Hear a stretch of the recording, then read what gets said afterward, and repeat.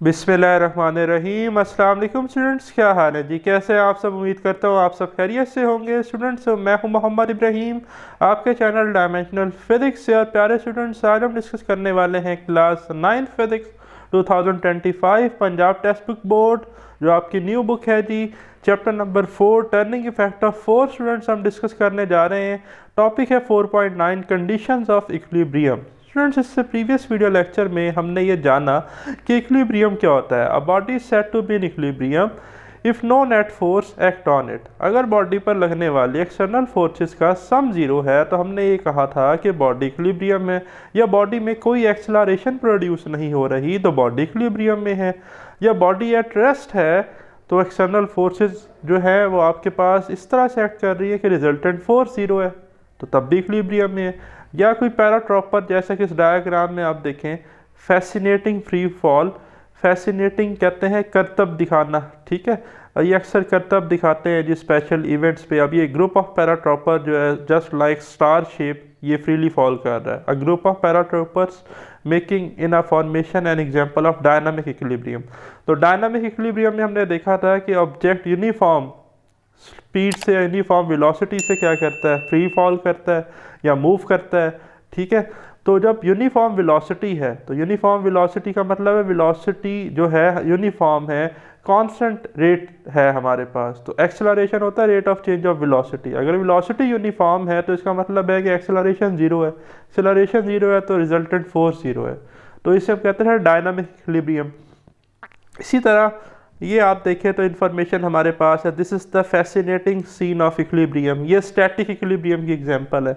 ये जो आपके स्पेशल टैलेंट हंट्स होते हैं, ठीक है जी, या ये जो आपके स्पेशल शोज़ आते हैं टैलेंट हंट से रिलेटेड, वहाँ पर अक्सर ये डिफरेंट तरह के जो है जिस स्टेप्स करके दिखाए जाते हैं, ठीक है, लोग इन्हें पसंद करते हैं फिर।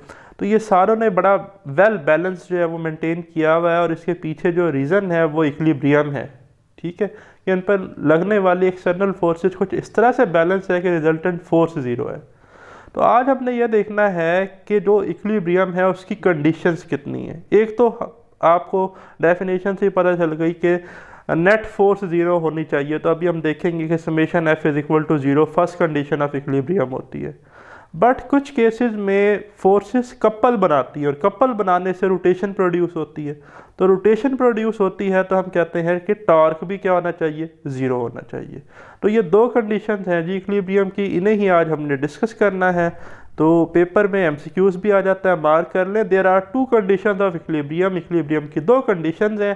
First condition of equilibrium, paper में लॉन्ग भी पूछा जा सकता है, शॉर्ट में भी आ सकता है, बहुत इंपॉर्टेंट है, ठीक है। तो देखें, by Newton second law of motion we know that F is equal to M A, force is equal to the mass times of acceleration if body is in translational equilibrium. अगर body जो है वो translational equilibrium में है, mean rest में है, या uniform velocity से मूव कर रही है, तो उसमें एक्सेलरेशन जीरो होगा, ठीक है, क्योंकि वेलोसिटी में कोई चेंज नहीं आ रहा, ओके। और रेस्ट में है तो वेलोसिटी जीरो है तो एक्सेलरेशन जीरो है। Therefore the net force should be zero. Net force क्या होगी जी, जीरो। तो यहाँ पर हम समेशन यूज़ करते हैं। ये ग्रीक सिंबल है हमारे पास, ठीक है जी, समेशन इसे हम कहते हैं, ठीक। समेशन एफ मीन तमाम एक्सटर्नल फोर्सेस का सम क्या है, ज़ीरो। और इसी बेटा हम कहते हैं first condition of equilibrium. Paper में एमसीक्यूज आ सकता है कि फर्स्ट कंडीशन ऑफ इक्विलिब्रियम क्या है, summation F is equal to zero.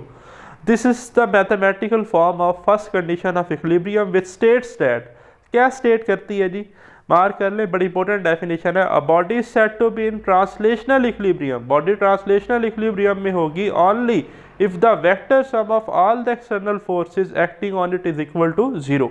अगर उस पर लगने वाले तमाम वेक्टर्स का जो सम है एक्सटर्नल फोर्सेस की वजह से वो ज़ीरो होगा, ठीक हो गया। फोर्स एक वेक्टर क्वांटिटीज है ना, तो इसलिए लिखा है vector sum of all the external forces equal to zero. In case of number of coplanar forces. Coplanar forces क्या होती है स्टूडेंट, इसी के ऊपर पेंसिल से नोट कर लें अपनी नोटबुक पर। कोप्लेनर, को कहते हैं सेम, प्लेनर का वर्ड आया है प्लेन से। कोप्लेनर मीन एक ही प्लेन में लाई करने वाली, सेम प्लेन में लाई करने वाली फोर्सेस को कहते हैं कोप्लेनर फोर्सेस। जैसा कि यहाँ पर F1, F2, F3 है, तो ये F1, F2, F3 एक ही प्लेन में, एक ही कोऑर्डिनेट सिस्टम में अप्लाई हो रही हैं, XY प्लेन में लग रही है। Having their resultant equal to F, और ये जो forces F1 F2 and so on to Fn तक हो सकती है, इनका रिजल्टेंट F है, ठीक है। तो देखिए are acting on a body, these can be resolve into their rectangular components. हमने रेजोल्यूशन ऑफ फोर्सेस में पढ़े थे ना कि एक फोर्स के परपेंडिकुलर फोर्स के दो कंपोनेंट थे, horizontal component F of x और एक एफ ऑफ वाई। तो इसी तरह हम इन तमाम कंपोनेंट्स के भी जो है फर्दर कंपोनेंट्स बना सकते हैं अलॉन्ग एक्स डायरेक्शन और वाई डायरेक्शन, ठीक है। And first condition of equilibrium can also be written as along X direction. अब जो F1 फोर्स थी उसका एक्स पे कंपोनेंट आएगा F1x, ठीक है। इसी तरह F2 का आ जाएगा F2x, F3 का आ जाएगा F3x, ये F3x है, ठीक है, यहाँ लिखा हुआ नहीं है, प्लस सो ऑन टू 0। इसका मतलब समेशन f ऑफ x हमारे पास क्या है, 0 है, ठीक है। तो first condition of equilibrium along x direction क्या बनेगी, समेशन f ऑफ x 0। अगर फोर्सेस कहाँ लग रही है, जैसे मैं कर्सर मूव कर रहा हूँ अलॉन्ग x एक्सिस, ठीक है। Similarly along y direction F1 का कंपोनेंट आएगा F1y, F2 का आएगा F2y, F3 का आएगा F3y and so on to Fn का आएगा Fny। इन सब का सम भी क्या होगा, 0। तो हम लिख लेंगे summation Fy is equal to 0। तो कर्सर देखें, ये जो हमारे पास है अलॉन्ग वर्टिकल एक्सिस या अलॉन्ग y एक्सिस, यहाँ पर जो फोर्सेस लगेंगी उनका भी जो हमारे पास सम है according to first condition of equilibrium, अगर बॉडी ट्रांसलेशनल इक्विलिब्रियम में है, वो 0 होगा। Thus first condition of equilibrium can also be stated as, तो फर्स्ट कंडीशन ऑफ इक्विलिब्रियम को हम ऐसे भी लिख सकते हैं, the sum of all the components of forces along X axis should be 0, ठीक है। जितनी भी फोर्सेस जो हैं उनके कंपोनेंट्स अलोंग एक्स एक्सिस हैं उनका सम भी 0 होगा। And the sum of all the components of forces along Y axis, और जितने भी फोर्सेस बॉडी पर लग रही है उनके जो कंपोनेंट्स हैं वाई एक्सिस की तरफ, उनका भी सम क्या होगा, 0 होगा। ये summation F of X 0, summation F of Y 0, यहाँ हम लिख सकते हैं कि summation F is equal to 0। इसे हम कहते हैं फर्स्ट कंडीशन ऑफ इक्विलिब्रियम। अब है सेकंड कंडीशन ऑफ इक्विलिब्रियम। पहले तो हम ये जानेंगे कि भाई पहली कंडीशन अच्छी भली है, बॉडी इक्विलिब्रियम में रखी हुई है, तो ये सेकंड कंडीशन ऑफ इक्विलिब्रियम की ज़रूरत क्यों पेश आ रही है, ठीक। तो पहले तो आप इस रिजिड बॉडी डायग्राम को देखें, इसके ऊपर two equal and opposite forces लग रही हैं, ठीक है, अलॉन्ग अ सेम पॉइंट, ठीक। ओ एक फोर्स लग रही है इधर टूवर्ड्स लेफ्ट, एक फोर्स लग रही है टूवर्ड्स राइट। बॉडी जो है इस वक्त इक्विलिब्रियम में है, summation F is equal to 0 है और बॉडी रेस्ट में है, मूव नहीं कर रही। बट अगर इस बॉडी में इन फोर्सेस के लाइन ऑफ एक्शन क्या हो जाए, डिफरेंट हो जाए, ठीक है।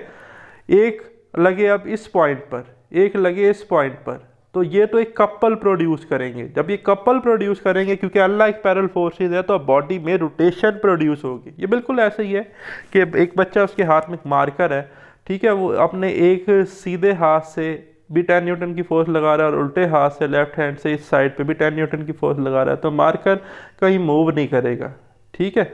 लेकिन अगर उस मार्कर के एक टॉप पे वो अपवर्ड फोर्स लगाता है और एक टॉप पे डाउनवर्ड फोर्स लगाता है, जैसे गाड़ी के स्टीयरिंग पे लगाते हैं, तो उसमें रोटेशन आएगी।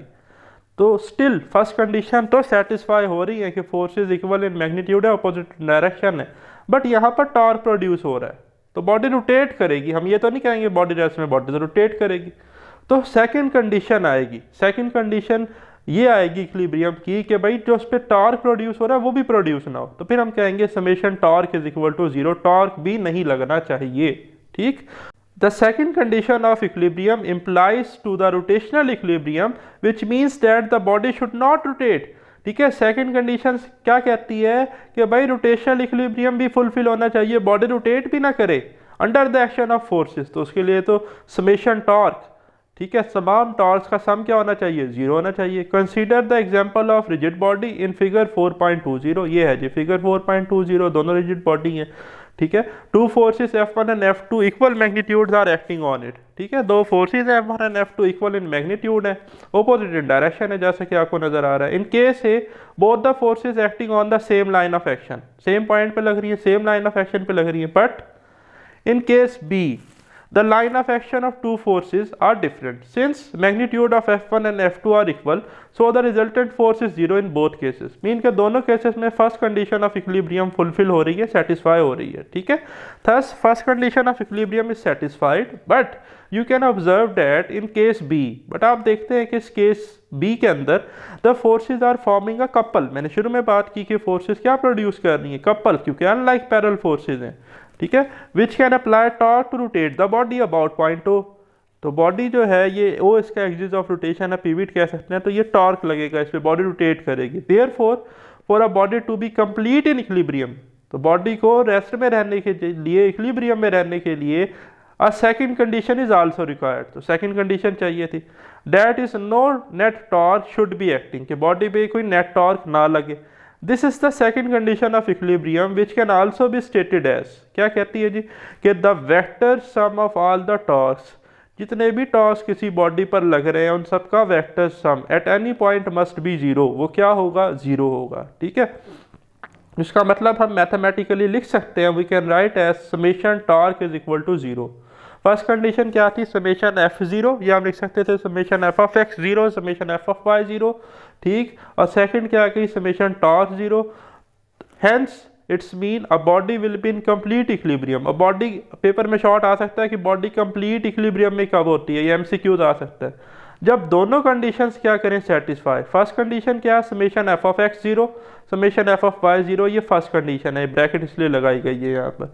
सेकंड कंडीशन क्या है, summation torque is equal to zero. तो बॉडी को कंप्लीट इक्विलिब्रियम में रहने के लिए दोनों कंडीशंस को सेटिस्फाई होना चाहिए. फिर है इस चैप्टर में कुछ न्यूमेरिकल्स भी हैं, कुछ एग्जांपल्स भी हम देखेंगे. इस टॉपिक में भी इंशाल्लाह मैं आपको एग्जांपल करवाऊंगा. तो ये कुछ रूल्स हैं जो आपने अप्लाई करने हैं प्रॉब्लम्स को सॉल्व करने के लिए, जो कि इक्विलिब्रियम की कंडीशन से रिलेटेड हो, ठीक. तो एक दफ़ा पढ़ लेते हैं हम, जब इंशाल्लाह हम प्रॉब्लम सॉल्व करेंगे तो ये आपको सारे स्टेप्स क्लियर हो जाएंगे, ठीक है. अच्छा, एक साइड इंफॉर्मेशन भी है, इसको भी देख लें कि most balancing toys have the low centre of mass, ठीक है जी.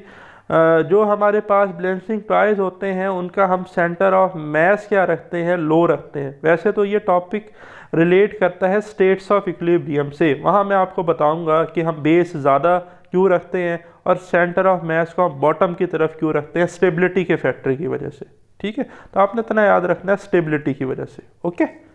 तो अब आप देखें, solving problems by applying conditions of equilibrium. The following steps will help to solve problem by applying conditions of equilibrium. पहला स्टेप क्या है जी, first of all select the object to which equation 4.8 and 4.9 are be applied. ये 4.8 और 4.9 अगर आप recall करें ना, तो यही इक्वेशन है फर्स्ट कंडीशन ऑफ इक्विलिब्रियम की, ठीक है. तो क्या कहता है कि सबसे पहले आप क्या करें, उस ऑब्जेक्ट को सिलेक्ट करें जिस पे ये कंडीशन आपने अप्लाई करनी है, ठीक है. Each object should be treated separately, हर ऑब्जेक्ट पे अलग अलग इक्वेशन बनाएं. The diagram to show the object and forces acting on them, उस ऑब्जेक्ट पर फोर्सेस की डायग्राम बनाएं, डायरेक्शन ड्रा करके दिखाएं. Only the forces acting on the object should be included, सिर्फ वही फोर्सेस उस ऑब्जेक्ट पर लगेंगी जो वहाँ पर इंक्लूड हो रही हैं. The forces which the object exert on the environment should not be included, वो फोर्सेस जो ऑब्जेक्ट इन्वायरमेंट पे लगा रहा है, सराउंडिंग पे लगा रहा है, वो उस डायग्राम में शामिल नहीं होंगी.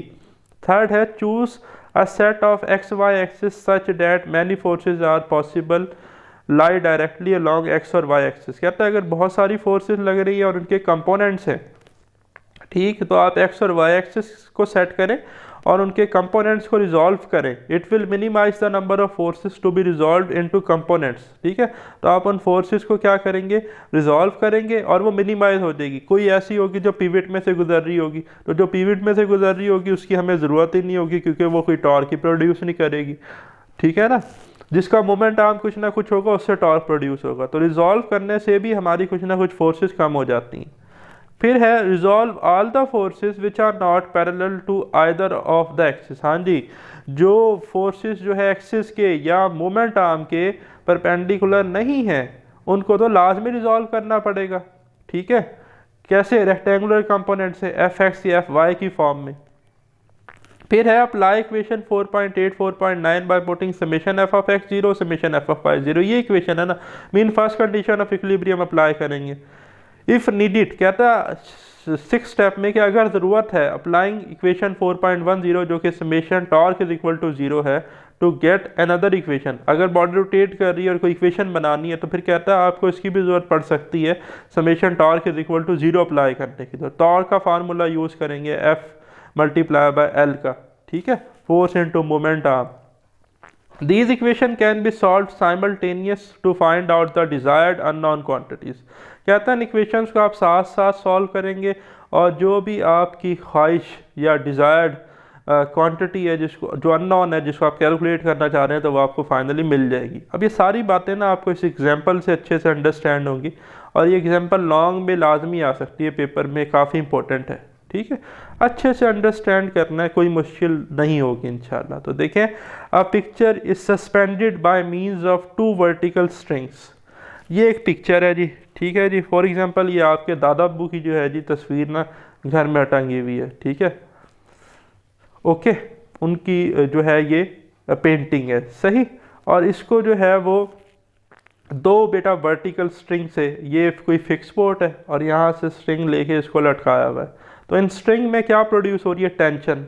ये फर्स्ट स्ट्रिंग में T1 टेंशन, यहाँ पर टेंशन T2, ठीक है। आपने नहीं टेंशन लेनी इस न्यूमेरिकल को पढ़ते हुए, ठीक है। अक्सर बच्चे डायग्राम वाले जो न्यूमेरिकल हैं छोड़ देते हैं, तो ये इंतहाई आसान है, अभी देखते जाइएगा और ये ख़त्म भी हो जाएगा, ठीक। और ये जो पिक्चर है इसका जो वेट है वो कहाँ है जी, वर्टिकली डाउनवर्ड, ठीक है। ये वेट यहाँ पर आपको नज़र आ रहा है as shown in figure 4.21। The weight of picture is 5 newton. अब ये जो पिक्चर है, ठीक है जी, इसका वेट कितना है, 5 न्यूटन, या वेट जो है ये 5 न्यूटन है। गिवन डाटा है, हम नोट कर लेंगे। Total weight of force, weight हमने लिख लिया W, और जो यानी कि टोटल डाउनवर्ड फोर्स है या टोटल वेट आप कहते हैं डाउनवर्ड, वो 5 न्यूटन है, ठीक। अच्छा, टोटल अपवर्ड फोर्स, टेंशन दोनों कहाँ लग रही है, अपवर्ड, तो T1 प्लस T2 जो है वो इस पर लगने वाली टोटल अपवर्ड फोर्स है, ठीक है, ये भी नोट कर लें। And it is acting at the centre of gravity, हमने देख लिया डाउनवर्ड है, ठीक है। Find the tension T1 and T2 in the 2 strings, भाई यही कैलकुलेट करनी है, T1 कैलकुलेट करना है और ये जो T2 है ये कैलकुलेट करना है, ओके। अब यहाँ पर अप्लाई करनी है कंडीशंस ऑफ इक्विलिब्रियम। पहले तो मुझे बताएं कि अगर मेरे पास एक रेक्टेंगुलर कोऑर्डिनेट सिस्टम हो अलॉन्ग एक्स एक्सिस, तो इस पूरे डायग्राम में कहीं एक्स एक्सिस पे कोई फोर्स लग रही है, भाई कहीं भी नहीं लग रही, ना इस तरफ कोई फोर्स लग रही ना कोई इस तरफ फोर्स लग रही। इसका मतलब समेशन एफ ऑफ एक्स हो ऑलरेडी सेटिस्फाई है, वो 0 है। फर्स्ट कंडीशन में समेशन एफ ऑफ एक्स 0 है, तो फर्स्ट कंडीशन में समेशन एफ ऑफ वाई भी क्या होना चाहिए, 0। अब समेशन एफ ऑफ वाई क्या था कि जो फोर्सेस वर्टिकली अपवर्ड लग रही है और डाउनवर्ड लग रही है उनका सम 0। अब पॉजिटिव वाई एक्सिस में हम अपवर्ड जाते हैं तो टेंशन 1 और टेंशन 2 अपवर्ड कंसीडर होंगी, और वेट डाउनवर्ड है तो नेगेटिव, अगर हम बात करें वाई एक्सिस की तो हमारे पास डाउनवर्ड डायरेक्शन बनती है, ठीक है। तो वेट नेगेटिव कंसीडर होगा, T1 और T2 पॉजिटिव कंसीडर होंगे। तो अब यहाँ से ज़रा देख लें कि since there is no horizontal force, मैंने शुरू में बात बताई है, तो समेशन एफ ऑफ एक्स तो ऑलरेडी सेटिस्फाई है, समेशन एफ ऑफ एक्स तो है ही 0, already summation F of X 0। हमने क्या करना है, putting summation F of Y 0।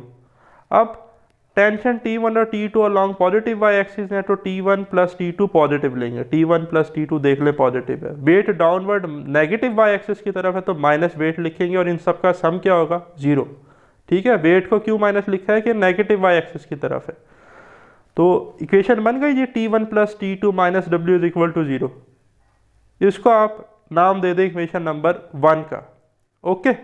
अब आप देखें एक इक्वेशन आ गई, लेकिन T1 भी नहीं है T2 भी नहीं है, तो फिलहाल अभी हमारे किसी काम की नहीं है, ऐसा नहीं है कि बेकार है, काम आएगी, ठीक। अब ज़रूरत पड़ गई सेकंड कंडीशन की। सेकंड कंडीशन क्या थी, apply summation torque is equal to 0। भाई टॉर्क 0 करने के लिए तो सबसे पहले हमें कोई एक्सिस या पिवट चूज़ करना पड़ेगा। तो यहाँ पर देखें मैंने रेड कलर का एक्सिस लिखा हुआ है, बी को कंसीडर कर लें बेटा कि ये हमारा क्या है, एक्सिस ऑफ रोटेशन है, पिवट है, ठीक। तो अब इस पर यहाँ पर देखें तो T2 लग रही है टेंशन अपवर्ड, और मैंने बताया था कि पिवट में से अगर कोई फोर्स पास हो रही है तो उससे कोई टॉर्क नहीं बनता, तो T2 टेंशन से बनने वाला टॉर्क तो 0 है। इसका मतलब T2 जो है इसका टॉर्क में तो कोई काम नहीं है।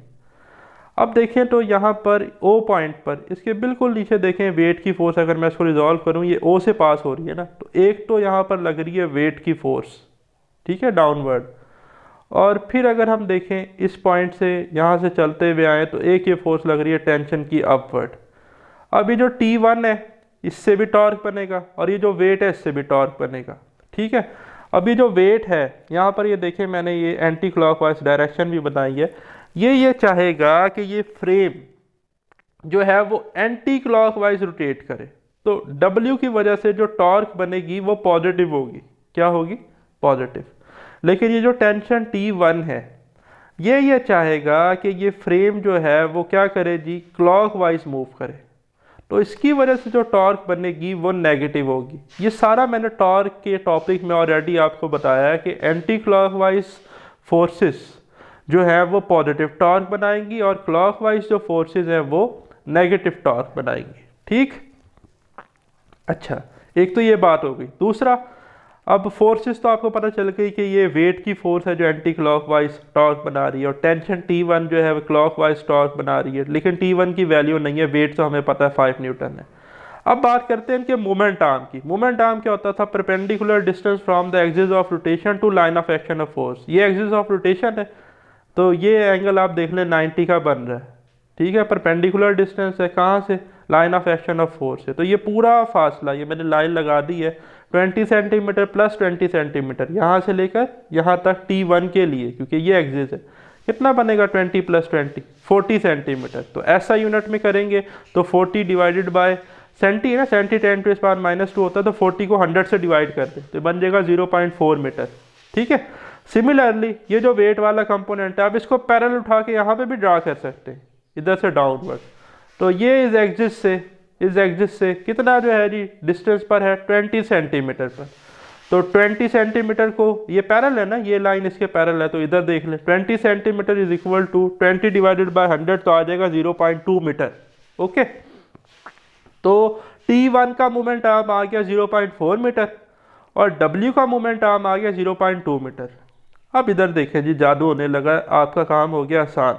Apply summation torque is equal to 0, selecting point B as a point of rotation, here टॉ1 इज T1। क्या कहता है कि जो T1 की वजह से टॉर्क है वो यहाँ पर टॉ1 लिया गया, टॉ1 इज नेगेटिव। मैंने आपको शुरू में ही बता दिया था कि टेंशन 1 की वजह से टॉर्क क्लॉकवाइज है जो कि नेगेटिव है, ठीक है, इज नेगेटिव वेयर टॉर्क 2, जो टॉर्क 2 है या टॉर्क 2 है ऑफ वेट इज पॉजिटिव। तो हमने देखा था कि वेट से एंटी क्लॉकवाइज टॉर्क बन रहा था जो कि पॉजिटिव है अबाउट पॉइंट बी। और हमने ये देखा था कि टेंशन T2 ये तो भाई पास ही एक्सिस से कर रही है पीविट से, तो पीविट से पास कर रही है तो इसका तो मोमेंट आर्म ही 0 है, तो यहाँ से कोई टॉर्क नहीं बन रहा है, इसका टॉर्क 0 है, ठीक। तो लिखा है उसने T2 produce 0 torque as it passes through the point of rotation, ये तो पीविट से पास कर रही है, हेंस। अब क्या थी सेकंड कंडीशन इक्विलिब्रियम की? Summation torque is equal to 0। तो हमने ये देखा कि जो हमारा T1 टेंशन से टॉर्क बन रहा था वो नेगेटिव था और वो टॉ1 था, तो उसको हम लिखेंगे माइनस टॉ1। और वेट से जो हमारा टॉर्क बन रहा था वो टॉर्क 2 था, तो इसलिए हमने टॉर्क 2 को पॉजिटिव लिखा है और टॉर्क 1 को क्या लिखा है? माइनस। टॉर्क 2 एंटी क्लॉकवाइज था, टॉर्क 1 क्लॉकवाइज था, तो इसलिए हम लिखा है torque 2 minus torque 1 is equal to 0। अब टॉर्क का फार्मूला लगाएं F क्रॉस L, तो टॉर्क 2 वेट की वजह से लग रहा है तो वेट आ जाएगा, ठीक है। और मोमेंट आर्म कितना है इसका? BO, मैं आपको दिखा भी चुका हूँ, ये देखें OB लिख ले या BO लिख ले, ये यहाँ से यहाँ तक एक ही है, ये भी पैरेलल है, ये इसके पैरेलल है, ठीक है।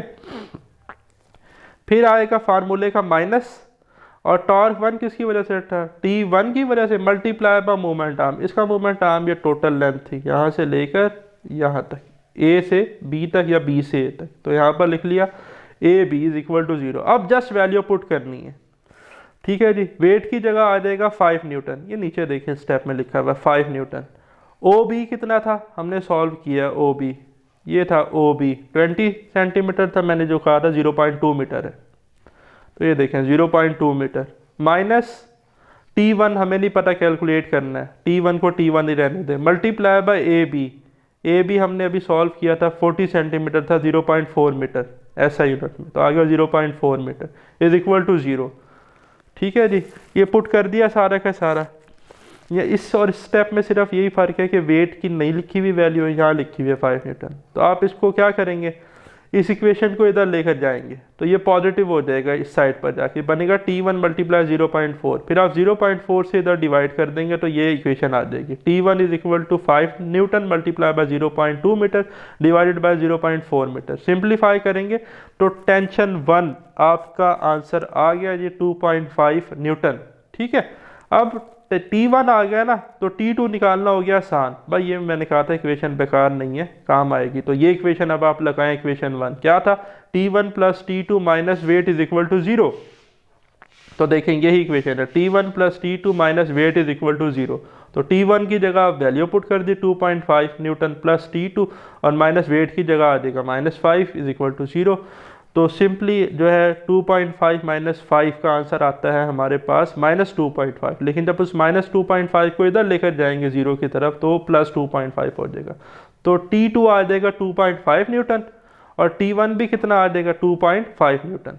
और देखें फर्स्ट कंडीशन ऑफ इक्विलिब्रियम कितनी खूबसूरती से सेटिस्फाई हो गई कि वेट 5 न्यूटन था ना, तो ऊपर भी क्या, ऊपर जो फोर्सेस लग रही थी उनका सम इस वेट के बराबर आना चाहिए था ताकि बॉडी इक्विलिब्रियम में रहे। तो वेट 5 न्यूटन था, तो यहाँ पर भी 2.5 न्यूटन की, ये भी 2.5 न्यूटन की, ऐड कर लें दोनों को तो 5 न्यूटन ऊपर लग रही है, फोर्स 5 न्यूटन नीचे और बॉडी इक्विलिब्रियम में। ठीक, तो ये था स्टूडेंट्स हमारा आज का वीडियो लेक्चर। वेरी सून इंशाल्लाह हम डिस्कस करेंगे स्टेट्स ऑफ इक्विलिब्रियम को। मुझे दे इजाज़त, अल्लाह हाफ़िज़।